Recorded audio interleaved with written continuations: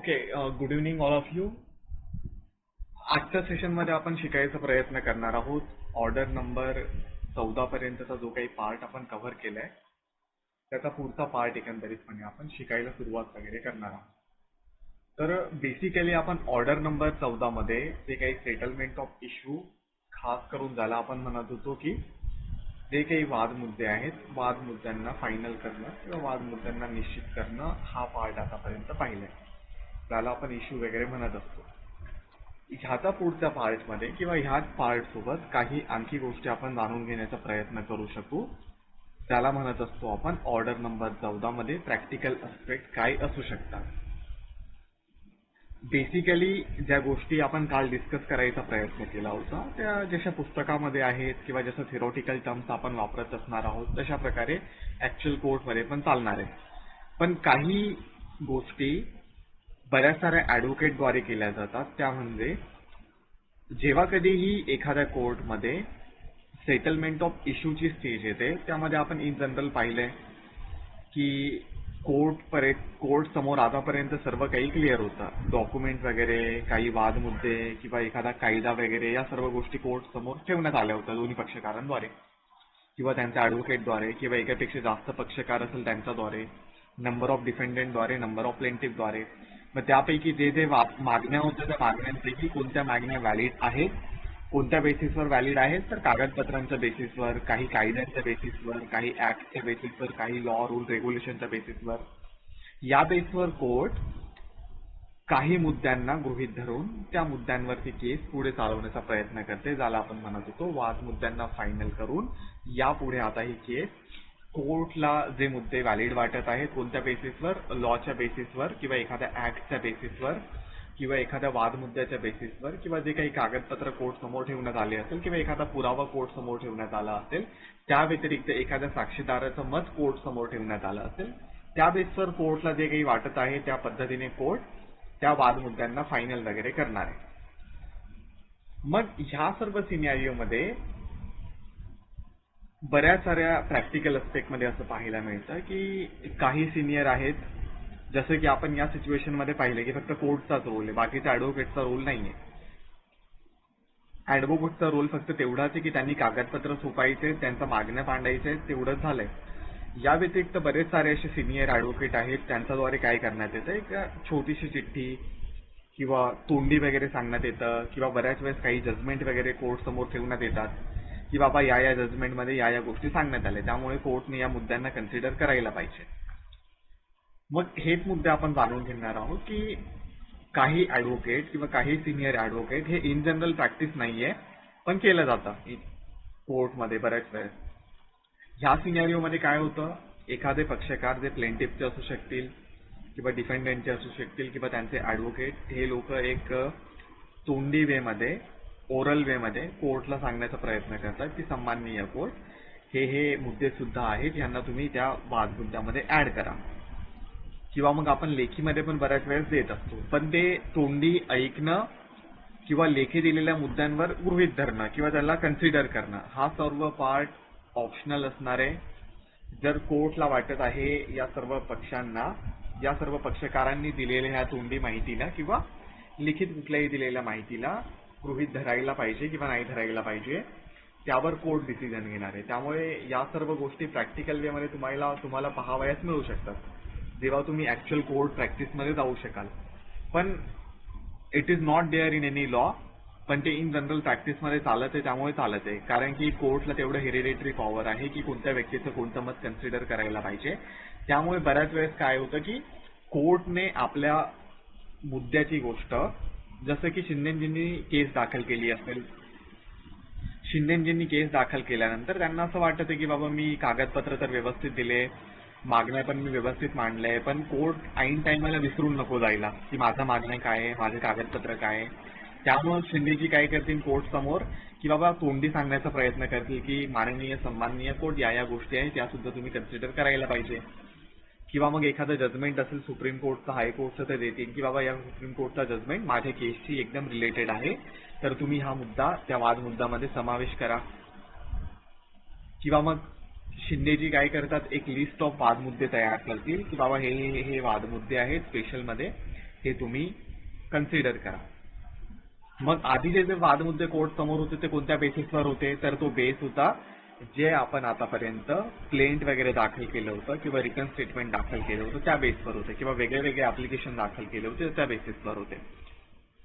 त्यामुळे हे फक्त कोर्टच्या पटलावर होतं की ज्या कोर्ट समोर आधी जे कागदपत्र दाखल करण्यात आले होते, सादर करण्यात आले होते, त्या बेसवर या साऱ्या गोष्टी होत्या. पण कोर्टची मेमरी रिफ्रेश व्हायला पाहिजे, कोर्ट माझ्या वादमुद्द्यांना विसरून नको जायला, त्यामुळे बऱ्याच साऱ्या ऍडव्होकेटद्वारे या सर्व गोष्टी करण्यात येतात. सो जर तुम्ही कोर्टमध्ये असाल आणि असं काही घटना घडली तुमच्या समोर, मग त्याला काही घाबरायची गरज नाहीये, इन जनरल चालत असतं ते. तो ह्या गोष्टी लक्षात ठेवायच्या. Now we have to move towards the next वाला पार्ट. ज्याला आपण म्हणत होतो ऑर्डर नंबर 15. मग ऑर्डर नंबर 15ची जी काही सिच्युएशन असणार आहे ती आपण जर समजून घेण्याचा प्रयत्न केला तर we have to consider few important points now. ठीक आहे. तर ऑर्डर नंबर 15 मध्ये असं काही विशेष वगैरे नाहीये. ऑर्डर नंबर 15 मध्ये विशेष नाहीये. का विशेष नाहीये? कारण की आतापर्यंत आपण ज्या काही मुद्दे पाहिले होते, ठीक आहे, जसं की पक्षकारांनी, प्लेंटिफने किंवा डिफेंडेंटने वेगळे वेगळे मुद्दे कोर्ट समोर मांडण्यात आले होते. आणि जर कोर्टला असं वाटत आहे त्या सिच्युएशन मध्ये की बाबा प्लेंटिफने मांडलेले जे काही मुद्दे आहेत त्यामध्ये काहीही विशेष नाहीये, मग हे जर कोर्टला सुरुवातीलाच जर लक्षात आलं, जसं की आपण पाहिलं होतं, जेव्हा एखादी केस कोर्टमध्ये जाते तेव्हा एकतर कोर्ट ऑर्डर नंबर 10च्या अंतर्गत एक्झामिनेशन ऑफ पार्टीज वगैरे करणार आहे. त्यामध्ये कोर्ट चेक करत असतं की बाबा ही जी प्लेंट माझ्यासमोर दाखल होण्यात आली आहे ती खरी आहे का खोटी आहे का. कागदपत्र पूर्ण न वाचता ऍटलीस्ट वरवर पाहू शकतात. वरवर पाहिलं तरी जज साहेबांना तेवढं कळत असतं की बाबा काय खरं असेल यामध्ये किंवा काय खोटं असेल. कागदपत्र दाखल करण्याचे खरे खोटे ओरिजिनल आहे नाहीये. मग जर कोर्टला असा पहिल्या सुनावणीमध्ये जर असा डाऊट आला की बाबा या केसमध्ये तर काही तथ्यच नाहीये, मग कोर्ट त्या सिच्युएशन मध्ये त्या केसला तिथेच डिसमिस करायचा प्रयत्न करू शकतो. या व्यतिरिक्त आपण हे पण पाहिलं होतं ऑर्डर नंबर 9 मध्ये की बाबा एखादा पक्षकार येत नाहीये. ह्या घटना जरी कोर्ट समोर घडल्या तरी सुद्धा केस डिसमिस होते. मग कोणता पक्षकार येत नाहीये, तर जो व्यक्तीने केस दाखल केली आहे, म्हणजे कोण, खास करून प्लेंटिफ. जर प्लेंटिफ येत नाहीये, प्लेंटिफच्या प्लेंटमध्ये वाद मुद्दा जो काही उपस्थित केला असेल त्याने वादपत्रामध्ये, त्यामध्ये काही असा मुद्दा नाहीये, तथ्य नाहीये, तर त्या सिच्युएशन मध्ये कोर्ट हॅव फुल राईट त्या केसला डिसमिस करण्याचा अधिकार त्यावेळेस आहे. So this will be the situation. या व्यतिरिक्त समजा एकापेक्षा जास्त व्यक्तींनी दावा दाखल केलाय, म्हणजे काय आहे, एकापेक्षा जास्त पक्षकार आहेत. कोणते पक्षकार, तर प्लेंटिफच्या साईडचे, वादीच्या साईडचे पक्षकार जर एकापेक्षा जास्त असेल, त्यापैकी एका व्यक्तीने 2 मुद्दे उपस्थित केले, दुसऱ्या व्यक्तीने 3 मुद्दे उपस्थित केले, तिसऱ्या व्यक्तीने 4 मुद्दे उपस्थित केले, यापैकी कुठल्याही एका वादीचा मुद्दा जर अपूर्ण असेल किंवा तथ्य नाहीये त्यामध्ये, मग कोर्ट काय करतो, संपूर्ण केस डिसमिस नाही करत आहे. बऱ्याच साऱ्या सिनेरिओ मध्ये असं होतं की तो जो व्यक्ती आहे त्याने तो मुद्दा जो उपस्थित केला आहे ना तेवढ्याच मुद्द्याला साईडला ठेवण्यात येतं आणि जे उर्वरित मुद्दे आहेत त्यावेळेला कन्सिडर करून ती केस वगैरे कंटिन्यू वगैरे होत असते. So this will the part. या व्यतिरिक्त आणखी हे असतं की बाबा एकापेक्षा जास्त व्यक्ती आहेत, त्यांनी केस दाखल केली आहे, दावा दाखल केलाय. मग ह्या सर्व सिनेरिओ मध्ये समजा एका व्यक्तीने 4 मुद्दे उपस्थित केले होते, दुसऱ्या व्यक्तीने पण 4 मुद्दे उपस्थित केले. मग समजा एका व्यक्तीने 4 मुद्दे जे उपस्थित केले होते ते खोटे आहेत समजा, किंवा काही नाहीये त्यामध्ये तथ्य. मग कोर्ट काय करतो या सिनेरिओ मध्ये, ज्या एका व्यक्तीने खोटे मुद्दे किंवा काही तथ्य नसलेले मुद्दे उपस्थित केले होते त्याचा मुद्द्यांना, संपूर्ण मुद्द्यांना बाहेर काढण्यात येतं आणि आता जी केस सुरू राहील ती फक्त जो सेकंड व्यक्ती आहे त्याचे जे 4 मुद्दे आहेत त्याच मुद्द्यांवरती केस कन्सिडर वगैरे केली जाईल. मग हे पण पार्ट आपल्याला लक्षात ठेवायचं, म्हणजे काय आहे, जे मुद्दे व्हॅलिड असतील त्याच मुद्द्यावरती केस चालेल, जे इनव्हॅलिड मुद्दे आहेत त्यांना मागे टाकण्यात येतं. हे आपल्याला या सिच्युएशन मधून लक्षात येईल किंवा कळायला मिळेल. ठीक आहे. So this will the part regarding the same. या व्यतिरिक्त समजा बऱ्याच साऱ्या सिनेरिओ मध्ये असं होतं की बाबा पक्षकारांमध्ये कायदेविषयक किंवा तथ्यविषयक प्रश्नांवर काहीतरी वादमुद्दा असेल आणि यापूर्वी जे काही वादमुद्दे ठरवण्यात आले होते त्या वादमुद्द्यांना पुरेसे असू शकतात, किंवा मग एक केस सुरू आहे समजा एका कोर्टमध्ये, किंवा एक सिमिलर केस असू शकतात. जसं की समजा शिंदेजी आणि जगतापजी आणि वसावेजी एकाच रस्त्यावर राहते, ठीक आहे. रस्त्यावर राहत असताना त्यांनी अतिक्रमण वगैरे केलं होतं. मग म्युन्सिपाल्टी जे असणारे, म्युन्सिपल कॉर्पोरेशन ज्याला आपण म्हणतो, महानगरपालिका, नगरपालिका, हे लोक अचानकपणे येतात आणि तुमची जी केस आहे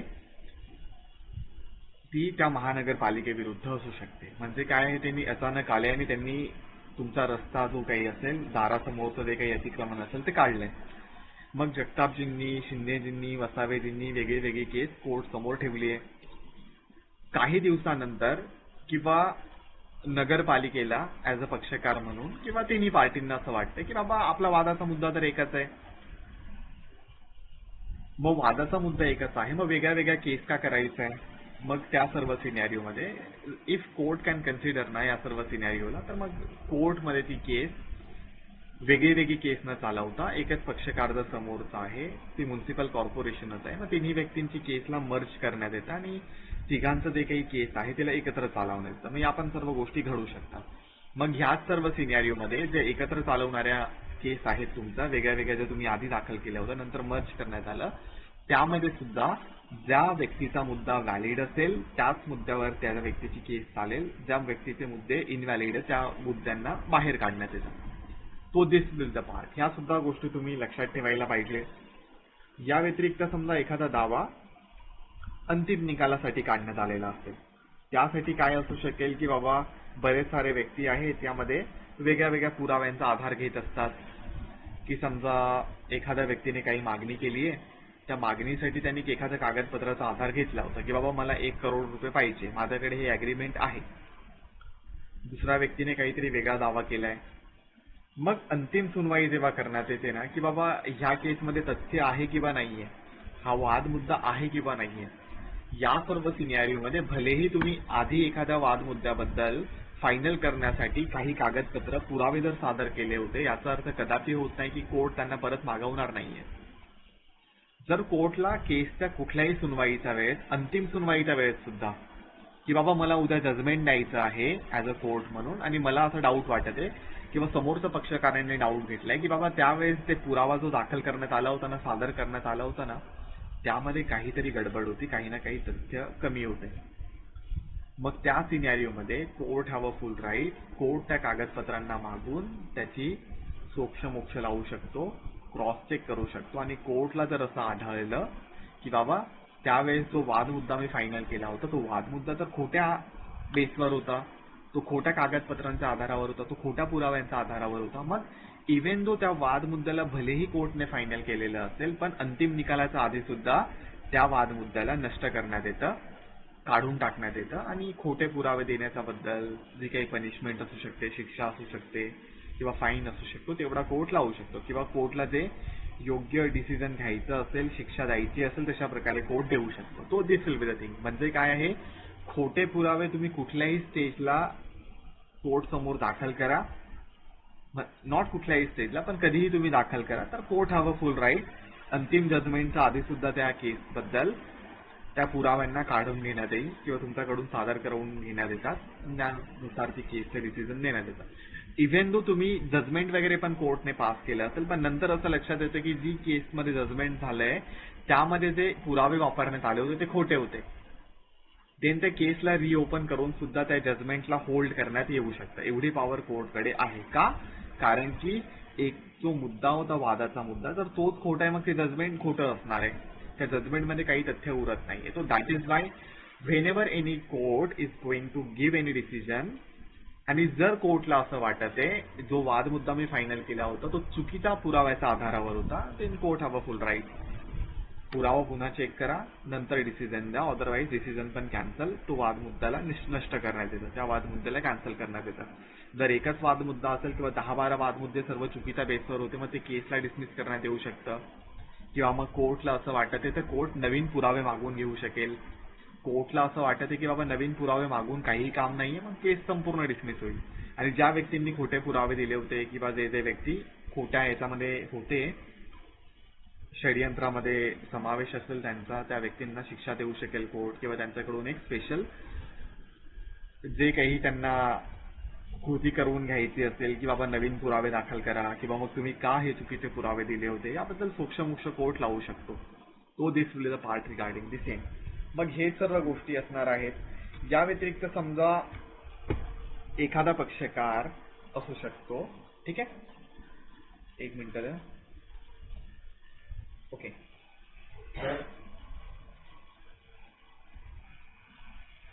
ओके, एखादा जो काही पक्षकार आहे, जर एखाद्या पक्षकाराला असं वाटत आहे की बाबा मी मागण्या तर केल्या होत्या आधी, पण त्या मागण्या करून माझा काही फायदा होत नाहीये. एखादा पक्षकार आहे प्लेंटिफ, त्याने काही मागण्या केल्या होत्या, त्या मागण्यांना फायनल सुद्धा करण्यात आले, पण नंतर त्या व्यक्तीला असं वाटतं की नाही बाबा या मागणीवर सुनवाई वगैरे नको व्हायला, की बाबा मला 1 करोड रुपये मिळायला पाहिजे, नाही मिळायला पाहिजे, की बाबा मला 10 लाख मिळायला पाहिजे, मला 1 BHK मिळायला पाहिजे. जर त्या पक्षकाराला जसं वाटत आहे की बाबा नाही मिळाले तरी चालतील, मला हरकत नाही, then they have to give the application to the particular court. त्या ऍप्लिकेशनवर सुनवाई करून कोर्ट त्या वाद मुद्द्याला काढून टाकू शकतं. तो this will the part regarding the same.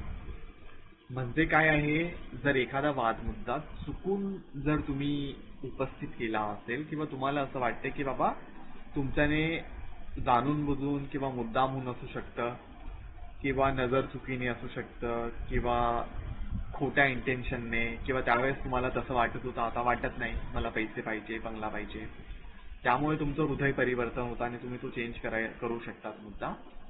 तुम्ही त्यासाठी मग ऍप्लिकेशन वगैरे द्यायचं आहे, अमेंडमेंटचं ऍप्लिकेशन ज्याला आपण म्हणत आहोत, विनंती वगैरे करून जो वाद मुद्दा फायनल करण्यात आला होता त्याला विड्रॉ वगैरे करण्यात येऊ शकतं. But totally it is depending on the कोर्टची हेरिडेटरी पॉवर आहे. मग कोर्ट करेल नाही करेल depending on the scenario. But तुम्ही जर पक्षकार आहात, तुम्ही कॉन्व्हिन्स करू शकला कोर्टला की सर माननीय सन्माननीय कोर्ट, मला नाही पाहिजे ती जमीन, मला नाही पाहिजे तो पैसा, मग कोर्ट त्या मुद्द्याला नष्ट करतो. कारण की कोर्टला पण स्वतःचा वेळ वाया वगैरे घालवायचा नाही. तो दिस विल द पार्ट. कारण की बऱ्याच साऱ्या सिनॅरिओमध्ये असं होतं की समजा जगतापजी आणि शिंदेजींची एकमेकांविरोधात केस सुरू आहे. जगतापजींना असं वाटत होतं सुरुवातीला की बाबा 10 लाख रुपये मला मागणी करायची आहे, त्यासोबत 1 BHK फ्लॅट वगैरे मला पाहिजे.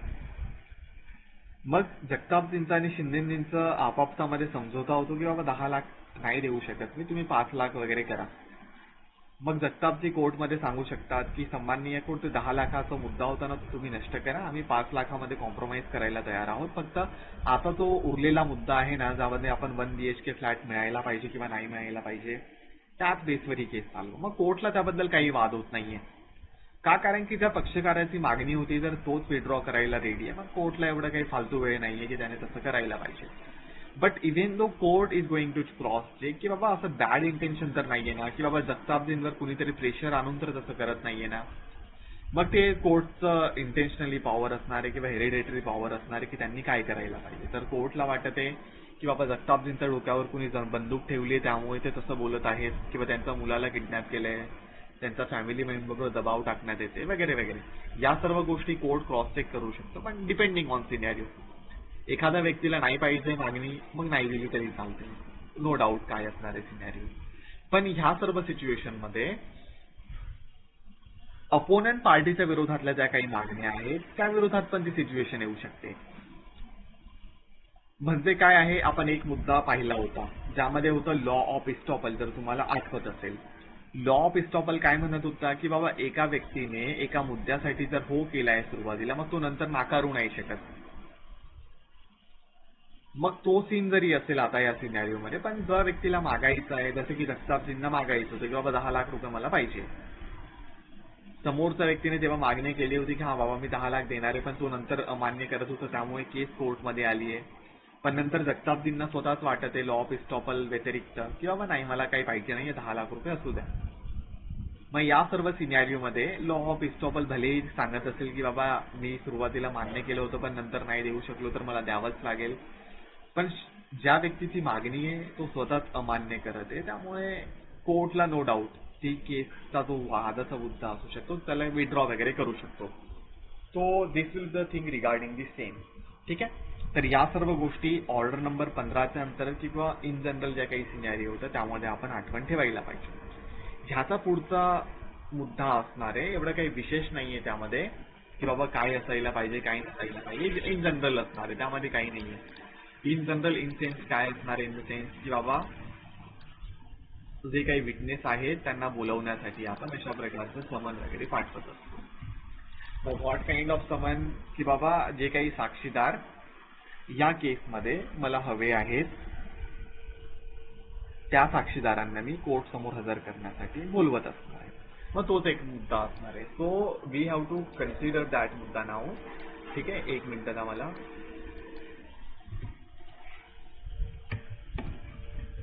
Okay okay, what we have to do now. एक minute.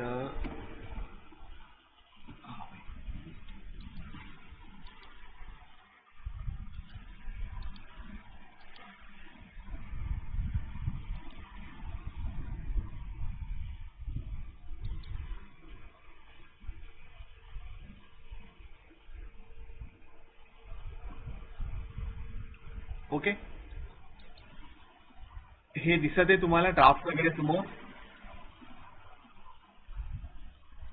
Okay, hello, am I audible to you.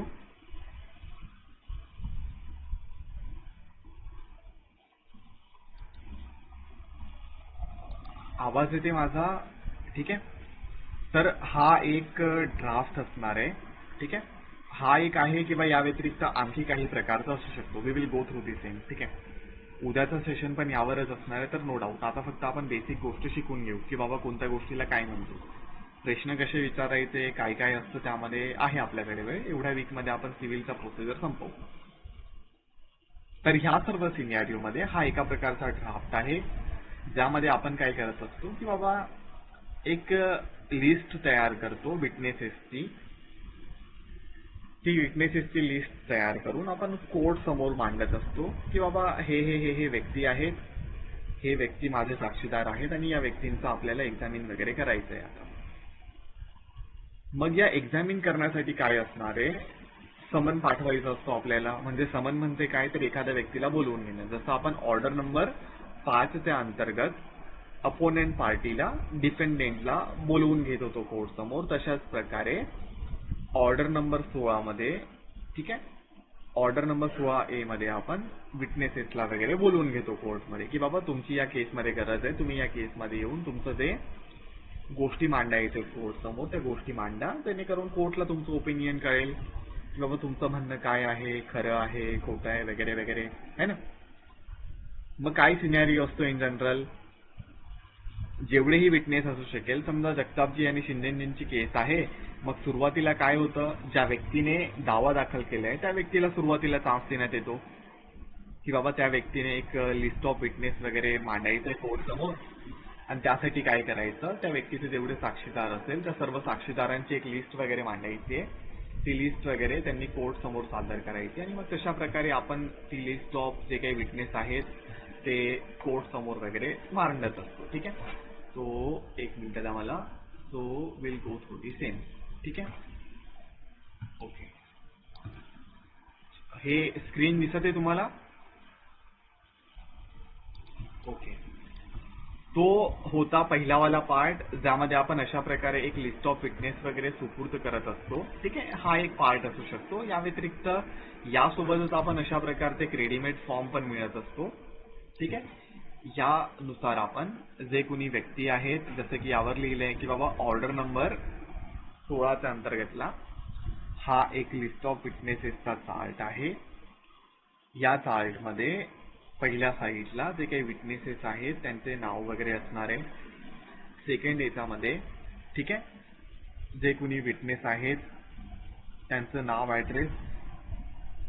या व्यतिरिक्त या सर्व चार्टमध्ये जे कुणी विटनेसेसला बोलवत आहे त्यांचं नाव, गाव, पत्ता.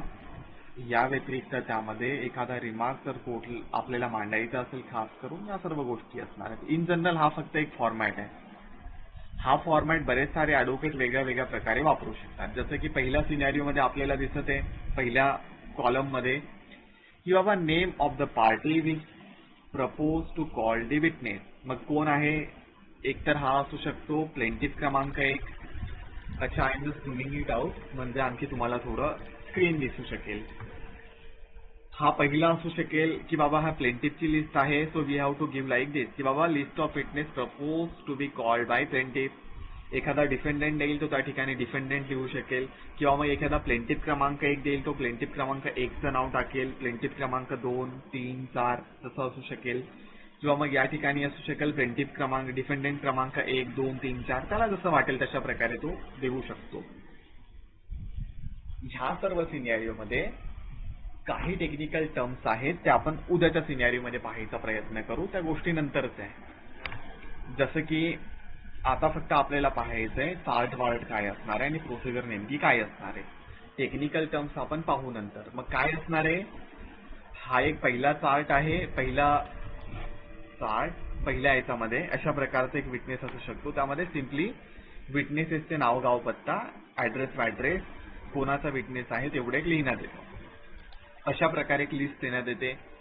त्या व्यतिरिक्त हा सेकंड मुद्दा आहे, सेकंड चार्ट आहे. हा सेकंड चार्टमध्ये वरच्या साईडला केसचं नाव वगैरे वगैरे डिटेल्स, प्लेंटिफच्या डिटेल्स वगैरे सर्व, आणि त्यासोबतच कोणता व्यक्ती हा फॉर्म सबमिट करत आहे की बाबा हा विटनेस प्लेंटिफ क्रमांक 1चे विटनेसेस आहेत, प्लेंटिफ क्रमांक 2चे विटनेसेस आहेत, आणि त्यासोबतच त्या प्लेंटिफचं नाव, ठीक आहे, की बाबा प्लेंटिफ क्रमांक 1, 2, 3 जे काही आहेत किंवा मग त्यांच्या विटनेसेसचे नाव आणि त्यांचा ऍड्रेस आणि काही स्पेशल रिमार्क असेल मग तो रिमार्क आपण या ठिकाणी लिहू शकतो.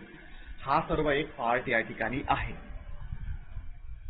या सिनॅरिओ व्यतिरिक्त आपल्याला काही आणखी गोष्टी लक्षात ठेवायचं आहे की बाबा मग या सर्व विटनेसेसची लिस्ट आपण ऍडव्हान्समध्ये का देत आहोत. यासोबतच आणखी काय असणार आहे की बाबा ज्यावेळेस आपण ही लिस्ट कोर्ट समोर ऍडव्हान्समध्ये देत आहोत ना, की बाबा संपूर्ण विटनेसेसचे नावं लिहून देत आहोत आपण, त्यांचा ऍड्रेस देत आहोत, मग इन जनरल कळू शकतं आपल्याला की नाही बाबा नावं का देत आहोत, कारण की त्यांना आपण समन पाठवू आणि बोलून घेऊ कोर्टमध्ये, तर ठीक आहे, त्या गोष्टी पण मान्य करतो आपण की बाबा समन पाठवायचंय आणि समन पाठवून त्या साक्षीदारांना बोलवून घ्यायचंय. पण तेवढ्यावर हे थांबत नाहीये. यामध्ये काय असणार आहे की बाबा आपल्याला ऑर्डर नंबर 19च्या अंतर्गत असणारं एफिडेव्हिट पण तयार करायचंय, शपथपत्र तयार करून कोर्ट समोर सादर करायचंय ऍडव्हान्समध्ये. म्हणजे काय आहे की बाबा अमर सक्सेना, ठीक आहे, हा विटनेस आहे प्लेंटिफचा, या विटनेसने एफिडेव्हिट तयार करायचंय की त्याचं मत काय आहे त्या केसबद्दल, किंवा विटनेस क्रमांक 2 प्लेंटिफ क्रमांक 1चा किंवा प्लेंटिफचा ह्याने सुद्धा आपलं एफिडेव्हिट तयार करायचं. त्याचे वेगळे काही कागदपत्र असेल, पुरावे असेल, त्या एफिडेव्हिट सोबत जोडायचे आणि त्याने सुद्धा ते एफिडेव्हिट कोर्टमध्ये सादर करायचे किंवा त्याचं काय मत आहे या केसमध्ये. मग प्रश्न इथे आपल्या समोर पडतो की बाबा हे काय फालतूगिरी चालू आहे या सिच्युएशनमध्ये, आपण ऍडव्हान्समध्ये का द्यायचंय कोर्ट समोर, समोरच्या व्यक्तीला कळून जाईल मग की बाबा या व्यक्तीला काय सांगायचं वगैरे वगैरे, की बाबा या साक्षीदाराचं काय मत आहे वगैरे. तर मेजर पार्ट असा असणार आहे की बाबा भलेही कळत असेल समोरच्या पार्टीला की तुमच्या विटनेसेसचं काय म्हणणं आहे, पण समोरचा व्यक्ती जेव्हा स्वतःचे विटनेसेस घेऊन येईल त्याला सुद्धा सेम प्रोसिजर करावी लागणार आहे. आणि या सर्व गोष्टी शपथपत्रावर यासाठी मांडण्यात येतात की तुम्ही सादर केलेला विटनेस, तुम्ही सादर केलेला साक्षीदार हा खोटा पुरावा तर कोर्टमध्ये देणार नाहीये ना, त्याबद्दल त्याला माहिती पाहिजे. बऱ्याच वेळेस असं होतं, असे खोट्या साक्षीदारांना उभं करण्यात येतं ऍज अ साक्षीदार म्हणून, त्यांना ढंगचं माहीत पण नसतं त्या केसमध्ये. त्यामुळे काय होतं, केसचा वेळ, कोर्टचा अमूल्य वेळ वाया जातो, केसचा वेळ वाया जाऊ शकतो, वेस्ट होते, टाइम वेस्ट होते. म्हणजे कोर्ट बद्दल तुम्ही जागरूक नाही आहात, कोर्टच्या प्रोसिजर बद्दल जागरूक नाही आहात, आणि त्यामुळे तुम्ही कोर्टचा वेळ वाया घालवण्यामुळे तुम्हाला कोर्ट पनिश वगैरे करू शकतं की बाबा या केसमध्ये खोटे पुरावे सादर केल्यामुळे तुम्हाला काही ना काही शिक्षा होऊ शकते. व्हाय इट इज सो, कारण की तुम्ही तुमच्या शपथपत्रावर हे लिहून देत आहात की तुम्हाला त्या केसबद्दल कोणती माहिती आहे आणि त्या माहितीमध्ये काही तफावत आढळली तर court can punish you as per the law. का असं म्हणत आहोत आपण की बाबा कोर्टमध्ये एखाद्या व्यक्तीने फक्त त्याला आवडत आहे म्हणून येऊन खोटे पुरावे सादर करू नये म्हणून. तो दॅट इज वाय कुठलेही विटनेस असेल त्यांची लिस्ट तर आपण देतच असतो, त्यांचे ऍड्रेस पण आपण देतच असतो, पण त्यासोबत त्या व्यक्तीचं काय म्हणणं आहे त्या केसमध्ये, त्यांना त्यांचे जे पुरावे असेल त्याची झेरॉक्स कॉपीज वगैरे या सर्व गोष्टी आपण ऍडव्हान्समध्ये कोर्ट समोर सादर करत असतो. आणि ते शपथपत्रामध्ये तो जो काही विटनेस आहे त्याला त्याने ते सादर करायच्या गोष्टी आहे ते त्याने डिटेलमध्ये मांडायला पाहिजे की बाबा या दिवशी मला या केसबद्दल हे तथ्य माहीत होते, हे तथ्य मी अशा प्रकारे कोर्टला मांडत आहे जेणेकरून या सिच्युएशनमध्ये या व्यक्तीसोबत हे झालंय, त्या व्यक्तीसोबत हे झालंय, किंवा मला त्या तथ्याबद्दल हे माहिती आहे वगैरे वगैरे. या सर्व गोष्टी ॲज अ संकल्पना म्हणून माझ्या माहितीप्रमाणे खऱ्या आहेत या प्रकारे शपथपत्र वगैरे देण्यात येतात. त्यासोबत त्याच्यामध्ये व्हेरिफिकेशन क्लॉज असणार आहे, त्याला आपण सत्यापनाची क्लॉज म्हणतो, की बाबा वर नमूद केलेल्या शपथपत्रामधले प्रत्येक मुद्दे माझ्या माहितीप्रमाणे खरे आहेत. जर त्या व्यक्तीला ती लँग्वेज येत नसेल तर त्याच्या शपथपत्रामध्ये मेन्शन करण्यात येते की बाबा वर जे काही मुद्दे उपस्थित करण्यात आले होते इंग्लिश लँग्वेज मधले, हे माझ्या ॲडव्होकेटने मला माझ्या लोकल भाषेमध्ये, मला माझ्या मातृभाषेमध्ये व्यवस्थितपणे समजावून सांगण्यात आले आहेत आणि ते तथ्य मला व्यवस्थितपणे समजले आहेत आणि त्या तथ्यांच्या आधारे मी कोर्टला हे सांगू शकतो किंवा सांगू इच्छितो की वर नमूद केलेले सर्व दाखले किंवा ज्या गोष्टी आहेत वर नमूद केलेल्या त्या माझ्या माहितीप्रमाणे खऱ्या आहेत. तरी सुद्धा कोर्ट या तथ्यांमध्ये काही खोटं आढळलं तर court can punish me as per the law. जर या साक्ष्यांमध्ये या पुराव्यांमध्ये काही खोटं आढळलं तर मग या सर्व गोष्टी आपल्याला मांडायचं असतात. त्याच्याने काय होतं, कोर्टचा अमूल्य वेळ पण वाया जात नाहीये आणि त्या व्यतिरिक्त तुमच्या केसमध्ये टाइमपास पण होणार नाहीये आणि समोरची जी काही व्यक्ती आहे तिला ऍटलिस्ट वेळ मिळू शकेल तयारी करण्यासाठी. जसं की काय आहे, शिंदेंनी विटनेस सादर केले होते, त्यासोबत त्यांनी एफिडेव्हिट दिले होते. मग जगतापजी काय करतील, ज्यावेळेस कोर्टमध्ये आपण हे एफिडेव्हिट वगैरे सादर करतो त्याची झेरॉक्स कॉपी पण डुप्लिकेटमध्ये द्यावी लागते. ओरिजिनल कॉपी कोर्टला द्यायची, त्याची झेरॉक्स कॉपी समोरच्या पार्टीला जाते. मग शिंदेची जेव्हा त्यांचे विटनेस घेऊन जातील, हे लिस्ट ऑफ विटनेस देतील, त्या सिनॅरिओमध्ये त्या लिस्ट ऑफ विटनेस सोबत जे एफिडेव्हिट देण्यात आलंय ते कोर्टला पण एक सादर होईल. शिंदेजींकडून ते एक कॉपी जगतापजींना पण सादर होईल. मग जगतापजी काय करतील, जगतापजीच्या कॉपीला घरी घेऊन जातील, ऑफिसमध्ये घेऊन जातील आणि चेक करतील की बाबा शिंदेजींच्या विटनेस क्रमांकाने काय काय म्हटलंय. अच्छा, मग शिंदेजींच्या विटनेसने हे म्हटलंय का की बाबा तो 14 तारखेला मुंबई या ठिकाणी होता. मग जगतापजी त्यांची हिस्ट्री काढायला सुरुवात करतात की बाबा खरंच हा व्यक्ती मुंबई या ठिकाणी होता का त्या तारखेला, किती वाजलेला होता, मग खरंच तो व्यक्ती होता का त्या ठिकाणी, किंवा शिंदेजींच्या विटनेसने एक कागदपत्र सादर केलंय का बा या कागदपत्रानुसार ही माहिती आहे. मग जगतापजी काय करतील, त्यांना पण एफिडेव्हिट मिळाले, कागदपत्र मिळालं. मग जगतापजी हे करतात, त्याचं क्रॉस चेक करतात, त्याचं पोस्टमार्टम करतील, ते शवविच्छेदन करतील त्या डॉक्युमेंटचं का बा हे डॉक्युमेंट खरं आहे की खोटं आहे. मग ते ऑफिसमध्ये जाऊन क्रॉस चेक करतील. त्या 14-15 दिवसामध्ये, एका महिन्याच्या वेळामध्ये ते काय करतील, संपूर्ण चेक करतील की बाबा कुठून आलं हे डॉक्युमेंट, खरं आहे खोटं आहे. मोक्ष लावतील त्या डॉक्युमेंट बद्दल. एखाद्या ऑफिसमधून क्रॉस चेक करतील, मित्राला कॉल करून विचारतील. मग त्याच्याने काय होतं, जगतापजींकडे हा पुरेसा वेळ आहे की शिंदेजींच्या विटनेसने जे तथ्य त्यांच्या एफिडेव्हिट मध्ये मांडले आहेत ना, तर सर्व तथ्यांना चुटकीयों ते सॉल्व्ह करू शकतील. जर शिंदेजींच्या विटनेसने हे म्हटलंय की बाबा मी 14 तारखेला मुंबई या ठिकाणी होतो, मग जगतापजी जेव्हा कोर्ट समोर त्याचा परीक्षा घेण्यासाठी उभे राहतील तेव्हा सांगतील त्यांना की बाबा शिंदेजींचं विटनेस, तुम्ही हे म्हणत होता अमर सक्सेनाजी की तुम्ही 14 तारखेला तर मुंबई या ठिकाणी होता, पण माझ्या माहितीप्रमाणे तुम्ही पुणे या ठिकाणी होता. मग दोघांपैकी काय खरं आहे. मग त्या व्यक्तीला जर असं सांगितलं की बाबा मी मुंबई या ठिकाणीच होतो, मग what Shindeji will do, Shindeji will produce the evidences which will support की बाबा ते मुंबईमध्ये नव्हते, ते पुणे या ठिकाणी होते, नाशिकमध्ये होते, किंवा ते आपल्या घरी आराम करत होते, किंवा ते थिएटरमध्ये बसले होते वगैरे वगैरे. तो लाईकवाईज त्या सर्व गोष्टी पारदर्शकपणे कोर्ट समोर मांडल्या गेल्या पाहिजे. जर तुम्ही एफिडेव्हिट मध्ये खरं बोलत आहात एक गोष्ट, मग त्याबद्दल तुम्हाला डाऊट नको असायला पाहिजे. का लपवायचे तुमच्या विटनेसेसला जर तुमच्या मागण्या खऱ्या आहेत तर. Okay, so that is why each and every person who's going to give the list of witness before the court, they have to have produced the list of witness in the court along with the affidavit of that particular witness or witnesses. त्याच्याने काय होतं, तुमचा मागण्यांमध्ये किती दम होता, तुमचा विटनेसमध्ये किती दम आहे हे पण कोर्टला लक्षात येतं. त्यासोबत जगतापजी जे आहे त्यांच्या विरोधात जर एखादी पार्टी मागणी करत आहे, मग त्यांचं ते षडयंत्र जे करण्यात येते त्यांच्या विरोधात ते खोटं पण ठरवू शकतील. मग याचे निगेटिव्ह इम्पॅक्ट पण होतात. ठीक आहे, मी फक्त पॉझिटिव्ह बोलत आहे म्हणजे पॉझिटिव्हच व्हायला पाहिजे असं काही नाहीये. बऱ्याच वेळेस असं होतं लिस्ट ऑफ विटनेस जर आपण ऍडव्हान्स मध्ये दिले ना, मग शिंदेजी जर थोडे रसूखदार असतील तर ते काय करतात, त्यांच्या विटनेसेसला ऍडजस्ट करून घेतात किंवा मग पैसे वगैरे देऊन घेऊन होऊन जातं ते, की बाबा जे विटनेस आहेत, विटनेस क्रमांक 1 त्याला पैसे वगैरे देतील, मग तो कोर्टपर्यंत येणारच नाही किंवा मग तो कोर्टमध्ये सांगून देईल की बाबा मला दबाव वगैरे टाकण्यात आला होता किंवा माझी तब्येत बरी नाहीये किंवा मी येऊ शकत नाहीये कोर्टमध्ये वगैरे वगैरे म्हणून. अँड एखाद्या सिव्हिल केसमध्ये court don't have that much of power की बाबा एखाद्याचं कंपल्सरी त्यांनी विटनेसेस म्हणून त्याला घ्यायलाच पाहिजे. नो, कोर्ट दबाव नाही टाकू शकत कुठल्याही विटनेसवर साक्ष घेण्यासाठी.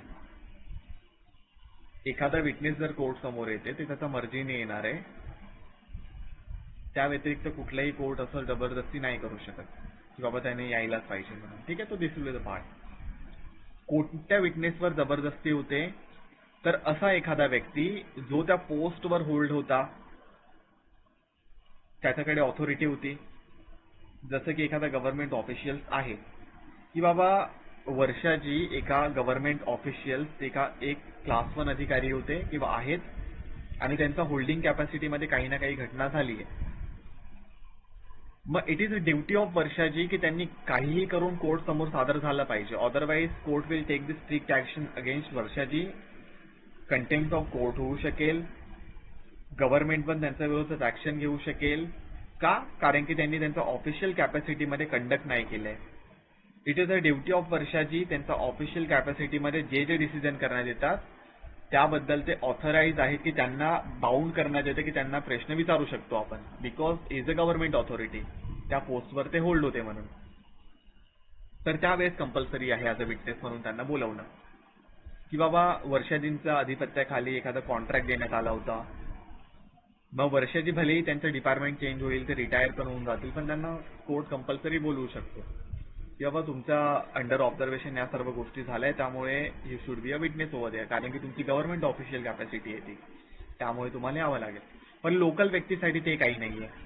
लोकल एखादा विटनेस आहे त्याला आपण कंपल्सरी नाही करू शकत की बोलवायलाच पाहिजे, यायलाच पाहिजे. नो, तो व्यक्तीला नाही यायचंय, नाही येऊ शकत. त्यामुळे बऱ्याच सारे केसेस पेंडिंग आहेत.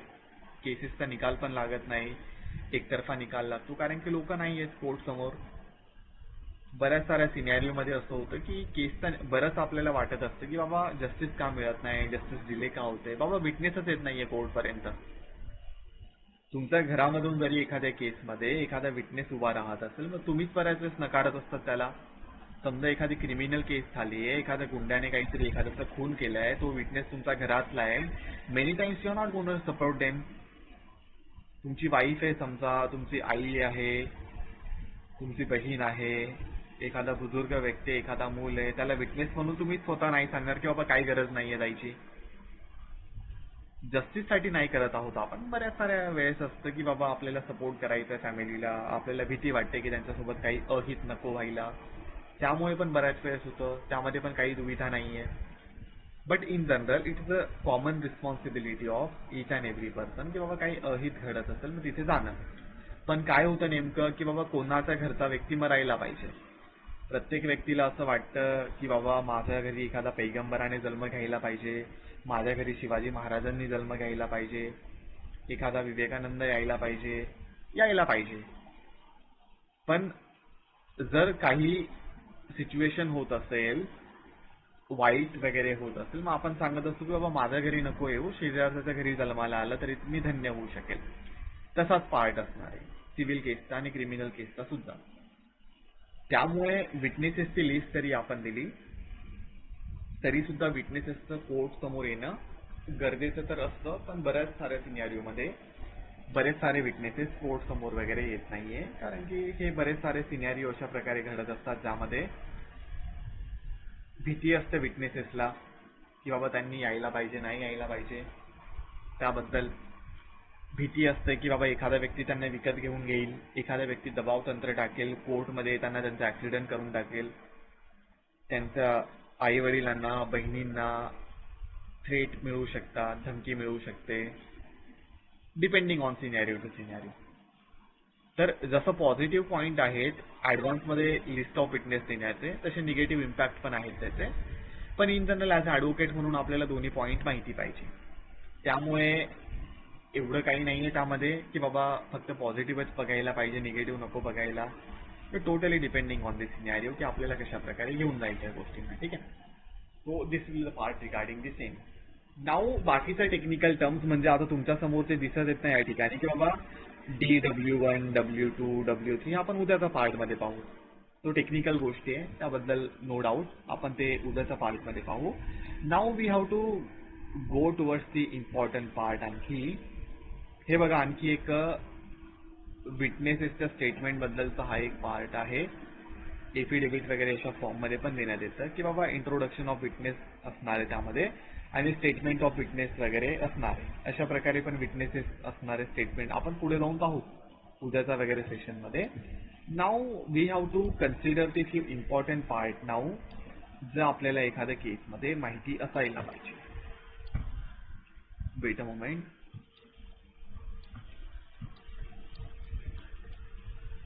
ओके बघा कुठल्याही केसमध्ये ना 3 मेजर पॉइंट असणार आहेत ॲज अ विटनेसेस म्हणून जे आपल्याला जाणून घ्यायचे. पहिला पार्ट असणार आहे examination in chief, second part असणार आहे क्रॉस एक्झामिनेशन, थर्ड पार्ट असणार आहे री एक्झामिनेशन. 3 पार्ट कोणते? पहिला part examination in chief, second part आहे क्रॉस एक्झामिनेशन, थर्ड पार्ट असणार आहे री एक्झामिनेशन. हे आपण डिस्कस करू काय असणार आहे, याचं डेफिनेशन वगैरे काय असणार आहे ते वगैरे डिस्कस करू नो डाऊट. ह्याचा आधी हे लक्षात ठेवायचं आहे की बाबा कोणत्या व्यक्तीला आपण ॲज अ विटनेसेस म्हणून बोलवू शकतो, तर इन जनरल कुठल्याही व्यक्तीला आपण ॲज अ विटनेस म्हणून बोलवू शकतो. या व्यतिरिक्त एखादा व्यक्ती जेलमध्ये असेल त्या व्यक्तीला पण आपण ॲज अ विटनेस म्हणून बोलवू शकतो. काही डाऊट असणारे ज्यामध्ये काय असणारे की बाबा एखादा असा व्यक्ती तो त्याचा गव्हर्नमेंट ऑफिशियल्सच्या कॅपॅसिटीमध्ये एका हाय रँकवर आहे, हाय पोझिशनवर आहे, जसं की प्रधानमंत्री, राष्ट्रपती, उपराष्ट्रपती असू शकतील, गव्हर्नर असू शकतात.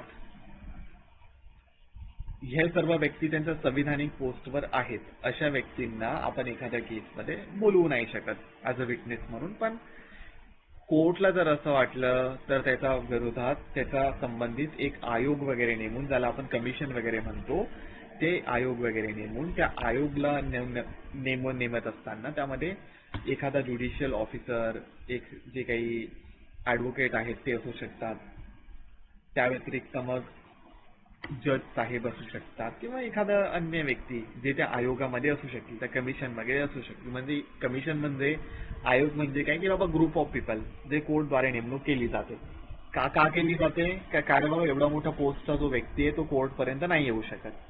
सिक्युरिटीचा प्रश्न आहे, त्याचा हुद्द्याचा प्रश्न आहे, त्यामुळे नाही येऊ शकत. त्यामुळे काय करतो, असं आयोग एक नेमण्यात येतो. तो आयोग त्या व्यक्तीकडे जाईल अपॉइंटमेंट वगैरे घेऊन आणि जे काही कोर्टला प्रश्न विचारायचे आहेत ना त्या संविधानिक पोस्टवर असणाऱ्या व्यक्तीला, त्याला ते जे प्रश्न विचारायचे आहेत ना त्याची लिस्ट तयार केली जाते.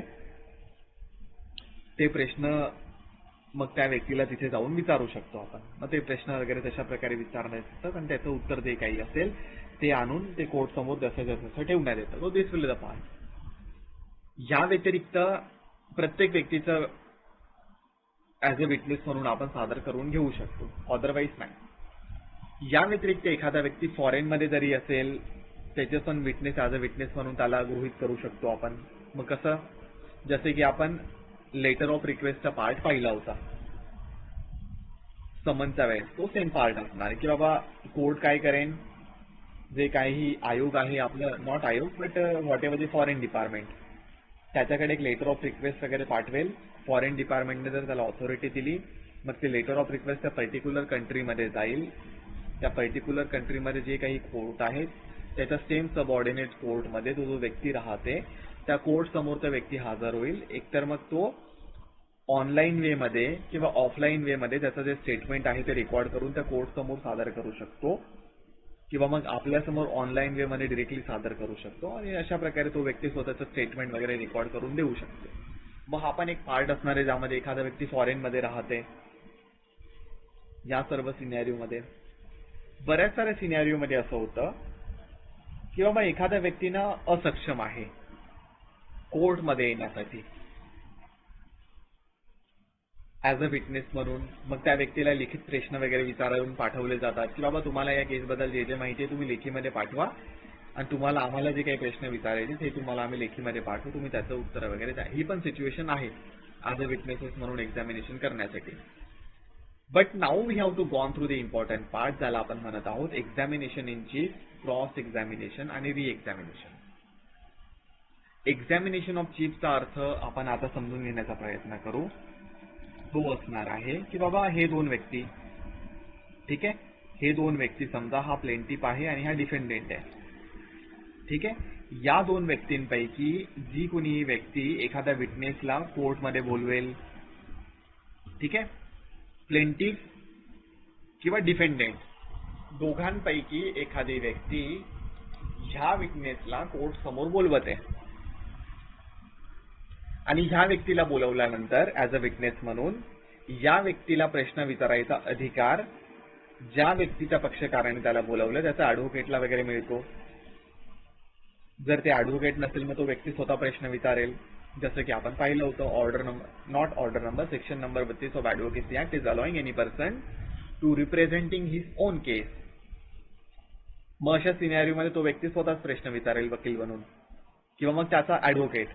म्हणजे काय आहे, एखादा पक्षकार ज्या पक्षकाराने स्वतःच्या विटनेसेसला कोर्ट समोर बोलवलं आहे आणि त्या पक्षकाराने त्या विटनेसला बोलवल्यानंतर त्या विटनेसला त्याने दिलेल्या माहितीच्या आधारावर, म्हणजे काय, एफिडेव्हिटच्या आधारावर वेगळे वेगळे प्रश्न जे विचारेल सुरुवातीला, त्या प्रश्नांना म्हणत असतो आपण, तशा टाईपच्या प्रश्नांना म्हणत असतो आपण, तशा टाईपच्या परीक्षेला, समपरीक्षेला म्हणत असतो आपण एक्झामिनेशन इन चीफ, मुख्य समपरीक्षा. म्हणजे काय आहे, ज्या व्यक्तीने मागणी केली आहे त्या व्यक्तीचाच विटनेस आहे आणि त्या विटनेसेसलाच आपण प्रश्न विचारू. म्हणजे शिंदेजींचाच विटनेस आहे, शिंदेजींचीच मागणी होती आणि शिंदेजी स्वतःच्याच विटनेसला विचारत आहेत की बाबा या पॉइंटमध्ये हा मुद्दा उपस्थित करण्यात आला होता, तुमचं काय म्हणणं आहे माननीयची. स्वतःच्याच विटनेसला प्रश्न विचारत आहे. मग या सिच्युएशनला म्हणत असतो आपण एक्झामिनेशन इन चीफ. मग शिंदेजी प्लेंटिफ पण असू शकतात, शिंदेजी डिफेंडेंट पण असू शकतात, वादी पण असू शकतात, प्रतिवादी पण असू शकतात, है ना, डिपेंडिंग ऑन सिनेरिओ. एखादा व्यक्ती स्वतःच्याच विटनेसला प्रश्न विचारेल त्याला म्हणतो एक्झामिनेशन इन चीफ. साफ गोष्ट आहे, ठीक आहे. क्लिअर एवढा मुद्दा, पॉइंट क्लिअर आहे, लक्षात येते. ओके. मग शिंदेजी काय करतील, शिंदेजी तर असं काही प्रश्न विचारणार नाही की जेव्हा त्याच्याने त्यांची केस खराब होईल. म्हणजे जे शिंदेजींची मागणी आहे 10 लाख रुपये मला पाहिजे आणि त्यांच्या विटनेसने पण सेम सांगितले की नाही बाबा शिंदेजींना 10 लाख रुपये मिळायला पाहिजे. मग ऍडव्होकेट शिंदेजींची असं तर सांगणार नाही की बाबा तुम्ही का खोटं बोलत आहात की शिंदेजींना 10 लाख रुपये मिळायला पाहिजे, नाही मिळायला पाहिजे, तुम्ही खोटं बोलत आहात, असं तर शिंदेजी बोलणार नाहीये. शिंदेजी असेच प्रश्न विचारतील ते त्यांना फेवर करत आहे, है ना. हाच सिच्युएशन असणार आहे. त्यामुळे काय होतं, शिंदेजी जर त्यांच्या विटनेसला स्वतःचा फेवरचेच प्रश्न विचारेल मग काय फायदा त्यांचा विटनेसला बोलवून. मग या सर्व सिनेरिओमध्ये काय होतं, जगतापजी जे अपोनंट ऍडव्होकेट आहेत त्यांना चान्स देण्यात येतो. मग ते त्यांना चान्स देण्यात आल्यानंतर ते काय करतात, या सेम विटनेसला, शिंदेजीच्या विटनेसला हे जे अपोनंट ऍडव्होकेट आहेत, ठीक आहे, ह्या ज्या लेडी मॅडम आहेत जे अपोनंट ऍडव्होकेटच्या वकील आहेत, ते काय करतील, त्या व्यक्तीला असे उलटे सुलटे प्रश्न विचारतील ज्याच्याने तो व्यक्ती शिंदेजींचा विटनेस आहे त्याचं डोकं जे ते भानावून जायला पाहिजे, इथून तिथे जायला पाहिजे. म्हणजे काय, जर शिंदेजींनी विचारला होता प्रश्न की हा बाबा तुम्ही 14 तारखेला मुंबई या ठिकाणी होता आणि तुम्ही माझ्या प्लेंटिफला पैसे देताना पाहिलंय, तुम्ही हे खरं बोलत आहात का. मग शिंदेजींचा विटनेस म्हणेल की हो बाबा हे खरं आहे, मी 14 तारखेला 10 लाख रुपये शिंदेजींना देताना माझ्या डोळ्यांनी पाहिले. मग now it is a duty of Jagtapji, जगतापजींना जेव्हा चान्स मिळेल की बाबा जगतापजी शिंदेजींचा आलेल्या विटनेसेसला उभे राहतील, त्यांचा ऍडव्होकेट उभे राहतील जगतापजींच्या आणि ते विचारतील की बाबा तुमच्याकडे असा कोणता असा पुरावा आहे की ज्यावरून तुम्ही सांगत आहात की तुम्ही शिंदेजींना 14 तारखेला 10 लाख रुपये देताना पाहिलं होतं, तुमच्याकडे काय असा पुरावा आहे किंवा कोणत्या माध्यमातून तुम्ही सांगत आहात? तुम्ही तोंडी सांगत आहात किंवा मग आपण विचारू त्यांना की बाबा तुम्ही किती अंतरावरून पाहिलं होतं, तुम्हाला शिंदेजींचा चेहरा व्यवस्थित आठवत होता का? तुम्हाला चष्मा तर नाहीये ना? जर अंतर एवढं होतं मग तुम्हाला चेहरा कसा स्पष्ट दिसला की ते शिंदेजीच होते? तो दुसरा व्यक्ती पण असू शकतो का? किंवा मग तुम्ही पाहिलं होतं की ते 10 लाख रुपयेच होते, काही तुम्ही मोजून पाहिलं होतं का? तुम्हाला कसं माहिती की 10 लाख रुपयेच होते? ते 5 लाख पण असू शकतात की नाही असू शकतात ना? येस किंवा नो? मग अशा प्रकारचे प्रश्न उद्या पाहू आपण की डिटेलमध्ये कोणत्या कोणत्या टाईपचे थिअरॉटिकल टर्म्स आहेत एक्झामिनेशन ऑफ विटनेसेससाठी, त्या उद्यामध्ये पाहू आपण.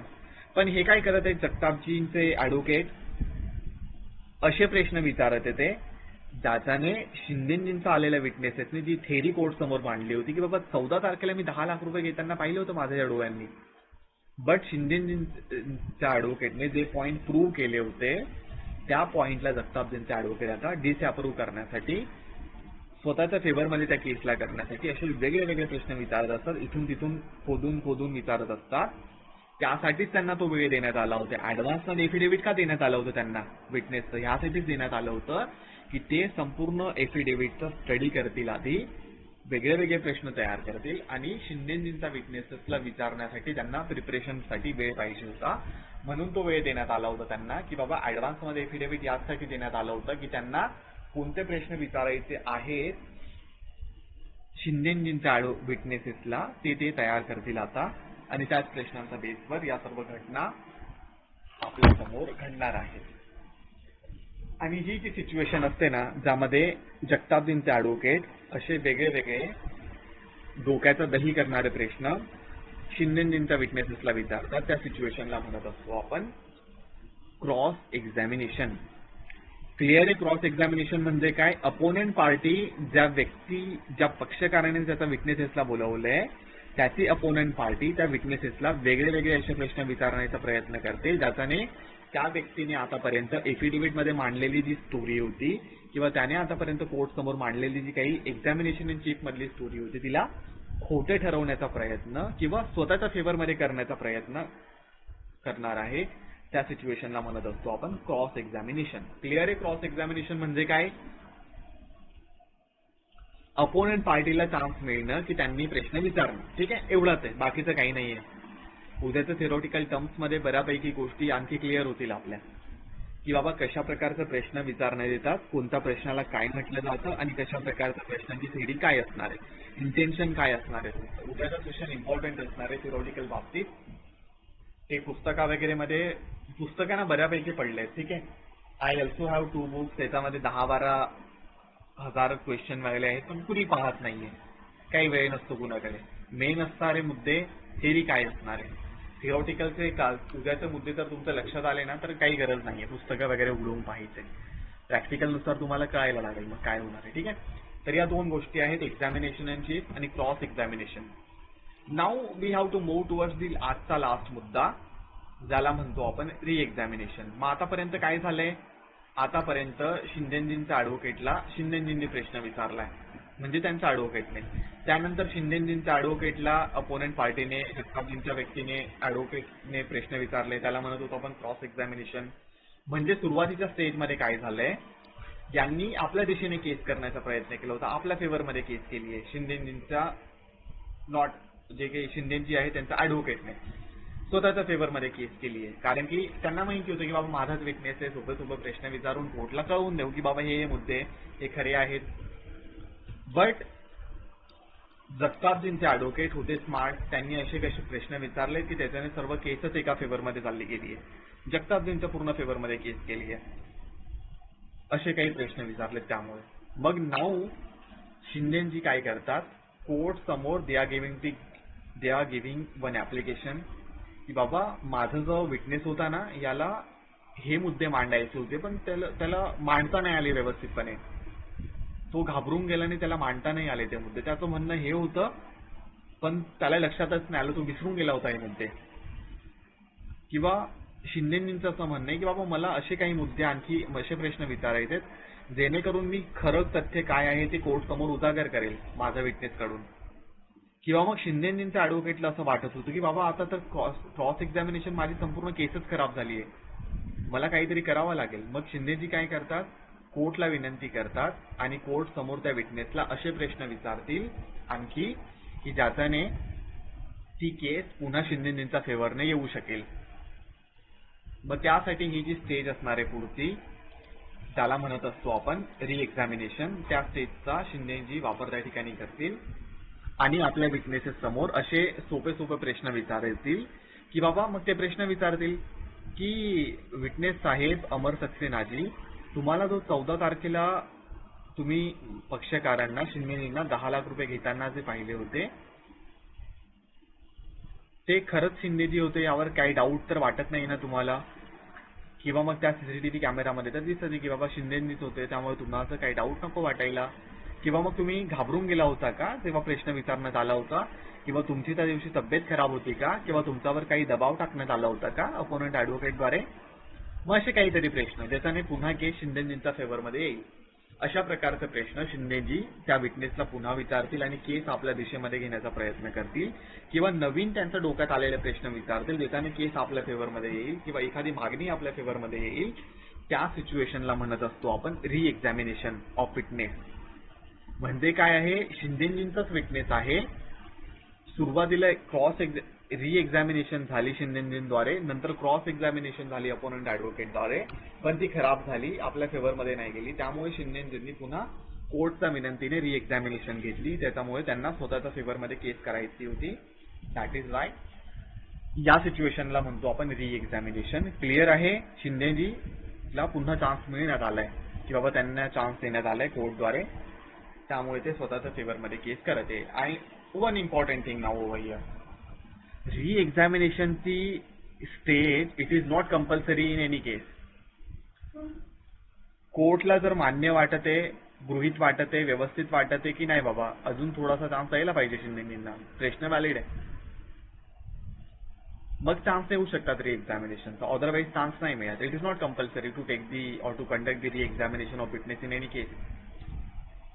It is hereditary power of that particular court, inherent power of that particular court to give the opportunity to any pakshakar, any plaintiff or any defendant or any party, ठीक आहे, to give the opportunity to conduct the re-examination of witness.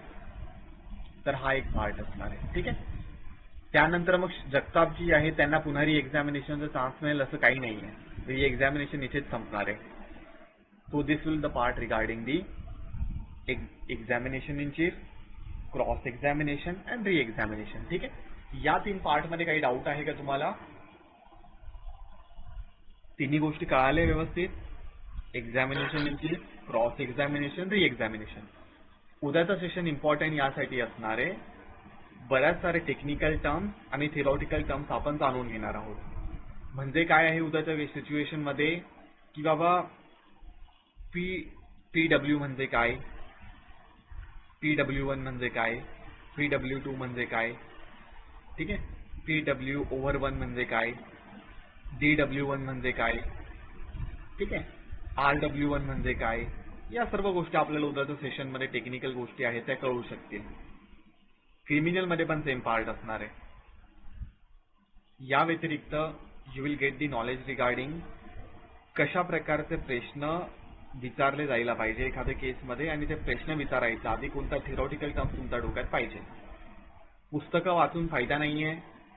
Practical मध्ये त्या गोष्टी कळतील, पण practical साठी एक over thinking न करता उद्याचं सेशन अटेंड करा. म्हणजे तुम्हाला 10-12 गोष्टी आहेत त्या तुमच्या डोक्यात फिट असेल की बाबा अशा प्रकारे प्रश्न विचारल्याने असं उत्तर मिळू शकतं, किंवा या गोष्टीला कशा प्रकारे आपण मांडायला पाहिजे, की बाबा एखादी थिअरॉटिकल टर्म्स मांडण्यात आले एखाद्या विटनेसद्वारे, मग त्याला टॅकल कसं करू शकतो आपण. की बाबा एखादा व्यक्ती तर सांगत आहे की बाबा 10 तारखेला हे झालं होतं, 10 तारखेला मी हे साक्षीदाराला पैसे देताना पाहिलं होतं, मग त्याला क्रॉस एक्झामिन कसं करायचं. That is the important part. To produce any witness before the court सोपं आहे एखाद्या व्यक्तीसाठी, पण do the defence in any case हे सगळ्यात मोठी गोष्ट असते एखाद्या केसमध्ये. आणि एखादा ॲडव्होकेट हाच महान झालाय आतापर्यंत 6 वयात जर मिळेल तुम्हाला सिव्हिल केस, क्रिमिनल केसमध्ये, जो एखाद्या केसला डिफेंड करत आहे. डिफेंड इन द सेन्स, बरेच सारे क्रिमिनल लॉयर तुम्ही पहा, नॉट लॉयर बट ॲडव्होकेट तुम्ही पहा, हेच ॲडव्होकेट्स पाहायला मिळतील तुम्हाला, ते डिफेंड करण्यामध्ये पटाईत होते किंवा पारंगत आहेत. आणि त्यासाठी you should have to take the examination of witness. आणि एक्झामिनेशन ऑफ विटनेसमध्ये सुद्धा क्रॉस एक्झामिनेशन हा जो पार्ट आहे, म्हणजे काय आहे, जे जगतापजींच्या ॲडव्होकेटने या ठिकाणी या विटनेसेसला प्रश्न विचारले होते, जेव्हा 10 तारखेला तुम्ही खरंच पाहिलं होतं का पैसे देताना, की फक्त हवाबाजीमध्ये तुम्ही डोळ्याने पाहून घेतलं? तुम्हाला चष्मा वगैरे तर नाहीये ना, तुम्हाला लांबची नजर तर चांगली आहे ना, तुम्ही शुद्धीवर तर होता ना त्या दिवशी, की तुम्ही घेतले होते काहीतरी दारू वगैरे किंवा बाकीच्या वस्तू किंवा काहीतरी चांगल्या वस्तू प्राशन केल्या होत्या, किंवा तुम्ही शुद्धीवर नव्हता, तुम्ही आजारी होता, तुम्हाला लांबचं दिसत नाहीये, तुम्ही डिप्रेशनमध्ये होता, तुम्हाला त्या व्यक्तीकडून बदला घ्यायचा आहे त्यामुळे तुम्ही असं तथ्य मांडत आहात, किंवा तुमचा एखाद्या केसमध्ये काही ना काही गडबड झाली होती, भांडण आहे तुमचं दोघांचं त्यामुळे तुम्ही करत आहात. मग हा जो डिफेन्स असणार आहे ना, यासाठी काही थेरोटिकल गोष्टी, theoretical terms we have to learn in tomorrow session. So be the part of tomorrow session. ठीक आहे. हा, I am again repeating regarding the same. Criminal batch we are going to conduct at 9 to 10 o'clock. जर वर्षाजी आणि शिंदेजी तुम्हाला timing सूट होत असेल तो better you should join 9 वाला क्लासला. पुढच्या वीक पासून ऑलमोस्ट आता सिव्हिल या वीकमध्ये आपण संपवणार आहोत, तो पुढचा वीक पासून क्रिमिनल वगैरे स्टार्ट होईल. तो we are just shifting the timing 9 o'clock. जर तुम्हाला सर्वांना, 2 व्यक्ती वसावेजींना आणि शिंदेजींना ही इश्यू नाहीये, तो you both are here 9 to 10, 11.